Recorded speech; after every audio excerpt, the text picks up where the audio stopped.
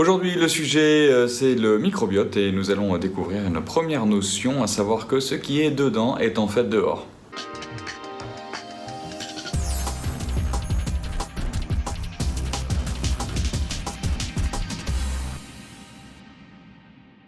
Bonjour à tous, je suis le docteur Vincent et nous allons commencer aujourd'hui une série sur le microbiote, à savoir l'ensemble de la faune bactérienne, virale, fongique qui habite dans notre intestin et qui participe d'une façon absolument déterminante à notre état de santé. Donc au sommaire de cette première vidéo, nous allons d'abord voir rapidement quelles sont les fonctions de base avec un rappel sur les éléments anatomiques du système digestif et ensuite nous allons essayer de comprendre comment il se fait que finalement ce qui nous paraît être à l'intérieur de notre ventre est finalement la plus grande surface de contact avec le monde extérieur que nous ayons. Donc la fonction principale de l'appareil digestif est l'absorption des nutriments, c'est-à-dire ces éléments chimiques qui nous composent et qui nous animent. C'est-à-dire que les nutriments fournissent tout autant des matériaux de construction qui vont faire nos muscles, nos os, nos globules blancs, notre cerveau, et vont aussi nous fournir l'énergie qui permet de faire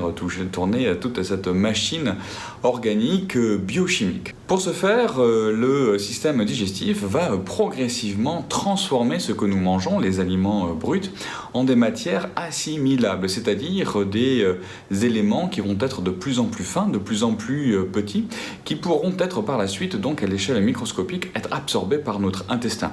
Et de la même façon, le système digestif va procéder à un tri, c'est-à-dire qu'il va prendre ce qu'il aime, il va prendre ce qui le permet plus tard d'assurer la bonne santé de notre organisme et il va rejeter ce qui n'est pas assimilable, ce qui va finir au bout de 1 à 2 jours dans nos toilettes. Le système digestif commence avec la bouche, qui est le premier gardien de ce long tube qui permet l'assimilation des aliments. La bouche peut être fermée ou ouverte, elle est sous le contrôle du cerveau qui lui décide si l'on va avaler ou pas ce qui nous est présenté. Derrière se trouvent les dents qui vont permettre de broyer les aliments et donc d'opérer cette première réduction d'aliments relativement gros en quelque chose de beaucoup plus petit et qui sera donc plus tard assimilable. En complément, nous avons ce qu'on appelle les glandes salivaires qui sont soit au niveau des parotides, c'est-à-dire derrière les mandibules, qui donnent d'ailleurs quand elles sont enflammées ce qu'on appelle les oreillons, si vous vous rappelez ça quand vous étiez gosse, que vous avez eu cette zone-là douloureuse gonflée avec de la fièvre, c'était les oreillons, c'était une infection virale de ces glandes parotidiennes. Et nous avons aussi sous les mandibules, voilà, nous avons des glandes sous-maxillaires à ce niveau-là. La salive va permettre de fluidifier, de lubrifier le bol alimentaire, ce que l'on a dans la bouche et que l'on mange. Et puis il y a aussi quelques enzymes à l'intérieur de type amylase qui permettent la réduction des sucres complexes d'une façon relativement mineure. On a du mal un petit peu à comprendre d'ailleurs pourquoi il y a des enzymes à ce niveau-là, parce que le temps que la nourriture reste dans la bouche ne permet pas vraiment à l'amylase de fonctionner. Peut-être qu'il y a-t-il une fonction supplémentaire un petit peu mystérieuse à cela, mais on ne la comprend pas encore. Avec cela, évidemment, nous avons tout le système du goût qui est en place et qui nous permet d'apprécier ou pas si quelque chose est assimilable, si ça a un goût qui est plutôt bon d'une façon générale, c'est-à-dire sucré ou bien un goût acide ou salé que l'on va aimer, mais avec des signaux de danger, notamment autour de l'amertume, qui généralement va nous signaler des substances toxiques. Avec cela, donc, participe le nez et la partie profonde du nez qui permet de respirer, en quelque sorte de sentir ce que nous avons dans la bouche. Une fois que nous avons décidé que ce que nous mangeons était bon, eh bien ça va tomber dans l'œsophage, qui est un long tube, qui est un tube actif, qui va pousser la nourriture vers l'estomac. L'estomac, dans cette zone-là, nous avons une grosse phase de digestion qui va s'opérer pendant plusieurs heures. L'estomac est une espèce de gros sac musculaire qui a la capacité de se contracter pour pouvoir participer au mélange de la nourriture que nous avons assimilée avec de l'acide, parce que la particularité de l'estomac, c'est qu'il est extrêmement acide, un pH entre 2 et 3, qui va vous permettre de digérer à grands coups d'acide chlorhydrique ce que l'on a assimilé. En plus de cela, nous avons des enzymes supplémentaires qui vont travailler essentiellement sur la digestion des protéines.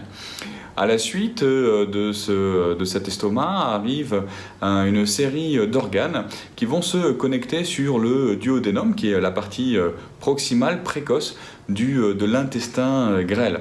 Donc nous avons le foie avec la vésicule biliaire qui va sécréter des sucs biliaires qui permettent la digestion des matières grasses.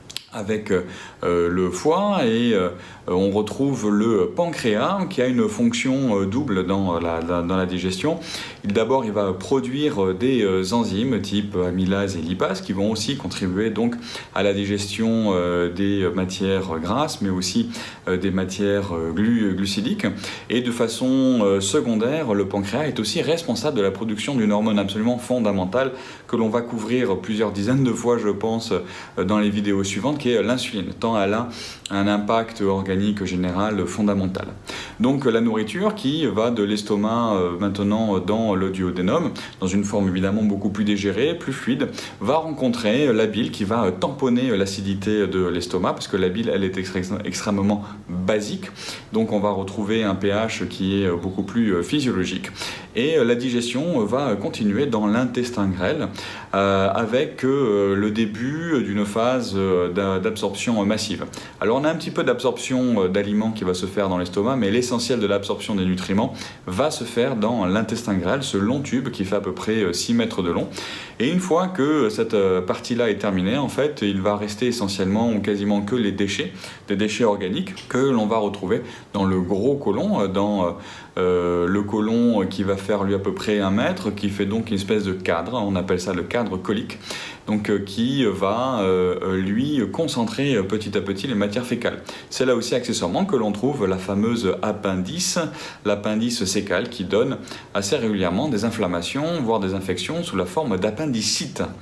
Le côlon va se terminer par la suite par le côlon sigmoïde, le rectum et enfin l'anus, qui est une zone qui peut être aussi ouverte et fermée et qui va permettre donc l'évacuation des déchets dont l'organisme n'a vraiment pas besoin sous la forme de sel. Et donc la notion fondamentale pour aujourd'hui, c'est cette notion de surface de contact. En fait, le tube digestif, le système digestif, est en plus de sa capacité à réduire des molécules très complexes, des objets très complexes que sont les aliments en nutriments.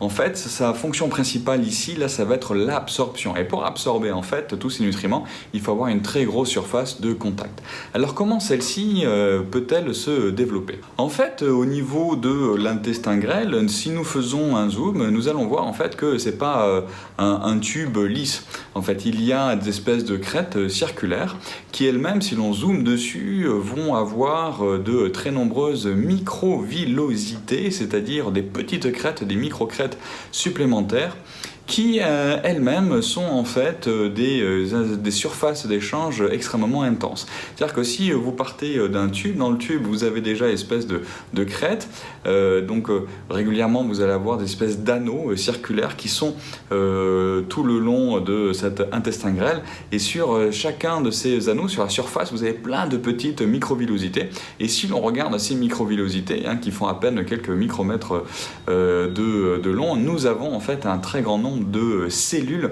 qui vont permettre l'absorption sélective des nutriments. Donc comment vite fait ces villosités sont-elles organisées? En fait, vous avez une première couche de cellules, des cellules dites épithéliales, qui sont celles qui vraiment vont participer de façon la plus active à l'absorption des nutriments. Vous avez des cellules de type caliciel qui, elles, vont produire un mucus qui va recouvrir l'ensemble de l'intestin, et nous allons voir un peu plus tard, quand on verra plus spécifiquement le microbiote et son équilibre avec son hôte, à quel point ce mucus-là est fondamental, mais ce mucus est une barrière supplémentaire. Et nous avons donc en profondeur un système artériel et lymphatique qui va permettre l'absorption des aliments. Donc en fait, régulièrement, les aliments sous forme de micronutriments vont passer, il y a un flux qui s'installe dans l'intestin, et régulièrement, chacune de ces microvillosités va être capable d'absorber un micronutriment en particulier. Et donc si nous revenons à cette notion de surface de contact, déjà des premiers chiffres. L'intestin grêle, c'est à peu près 6 mètres de long, le côlon, c'est 1 mètre, 1 mètre et demi de long, et en fait, cela va se traduire en une surface de contact avec l'extérieur qui est assez impressionnante. Effectivement, si l'on regarde comment ces microvillosités sont organisées et qu'en quelque sorte nous les déplions, nous allons voir que chacune de ces microvillosités en fait donne lieu à une grande surface d'échange. Donc l'idée là que vous voyez sur le schéma, c'est qu'on déplie progressivement cette surface-là, et si au total nous faisons le calcul de ce que cela représente, et qu'on ramène ça à la surface d'un organisme humain en fait, eh bien à l'intérieur nous avons près de 40 mètres carrés de surface de contact avec l'extérieur. L'intestin en fait offre 40 mètres carrés de surface. Donc vous voyez sur le schéma, c'est à peu près à l'échelle. C'est assez surprenant, hein, n'est-ce pas? C'est qu'on a 40 mètres carrés. Alors peut-être que certains d'entre vous ont appris des chiffres qui étaient beaucoup plus importants, de l'ordre de 200 mètres carrés, mais des calculs récents ont montré que finalement non. C'était quand même un petit peu plus restreint que cela, mais c'est quand même 40 mètres carrés, c'est-à-dire la taille d'un studio à la province ou de ce qu'on appellerait un grand loft à Paris. Et cette notion est accouplée en fait avec le fait que le tube digestif est un tube et que de la bouche à l'anus en fait on peut faire circuler une caméra. D'ailleurs maintenant ça se fait, hein, on peut faire avaler à des patients des micro-caméras sous forme de gélules et on va leur faire avaler à la caméra qui va ressortir tout en bas de l'autre côté du tube digestif à l'anus. Ce qui prouve bien en fait que le tube est véritablement un tube et que tout ce qui est à l'intérieur, ce qui intuitivement nous paraît être à l'intérieur, est en fait véritablement à l'extérieur. Et cet extérieur-là, en fait, est particulièrement large, car encore une fois, c'est 40 mètres carrés de contact. Et cela va se comparer à une autre surface de contact avec le monde extérieur, qui est la peau. Et la peau, qui nous apparaît comme étant bien évidemment à l'extérieur, elle ne fait qu'à peu près 2 mètres carrés, en fonction de votre taille. C'est-à-dire qu'on a 20 fois plus de contact avec l'extérieur par le biais de ce que nous avons dans le ventre, par rapport à la surface de contact que nous avons à l'extérieur au niveau de notre peau. Donc cette notion-là, ce qui est à l'intérieur en fait est à l'extérieur. Ça va avoir des implications au niveau de la compréhension de ce que est notre système digestif, de ce que sont nos intestins. Ça va avoir des implications absolument majeures. La première de ces implications, c'est que bien évidemment, on va retrouver ce que l'on retrouve partout dans l'état de nature, ce que l'on retrouve partout sur notre peau, c'est-à-dire qu'il va y avoir des germes, des bactéries, des virus et des levures. Donc tout l'intérieur de cette surface digestive va être colonisé par une véritable flore microbienne qui va être extrêmement active. De cela va découler naturellement la présence, de façon aussi très intense, du système immunitaire, c'est-à-dire d'un grand nombre de globules blancs. Ça, c'est une chose aussi qui est fondamentale que l'on va explorer dans les prochaines vidéos. Bien comprendre qu'il y a cette notion d'équilibre entre le système immunitaire et notre microbiote, toute cette ménagerie microbienne qui vit et qui se nourrit de ce que nous mangeons.